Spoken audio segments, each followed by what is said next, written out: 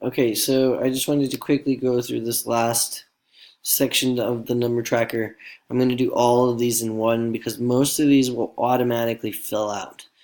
We have total monthly revenue. So the reason that I want you to know about this one is I use this to double check my work. So if I come over and this number and what's on Zen Planner, let me see, and what's on Zen Planner is different as far as what we've made from month to date, payments month to date. If that's different, then we're missing something.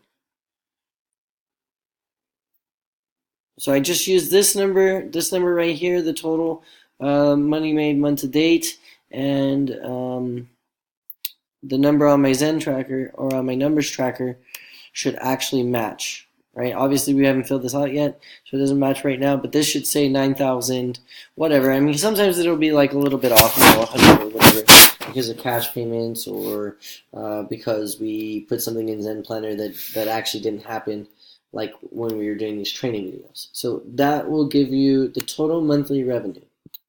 Then underneath that, we have the total monthly expenses.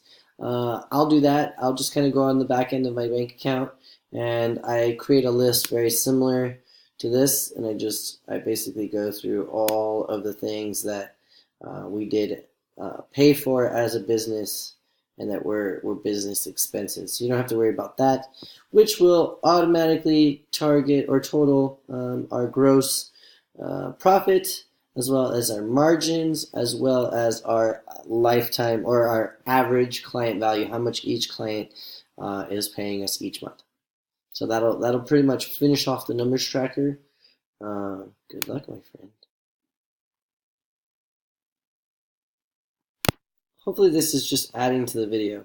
One thing that I just noticed that's probably going to make your life a whole lot easier is I actually copy pasted this January. So what I would do is just get rid of that whole row.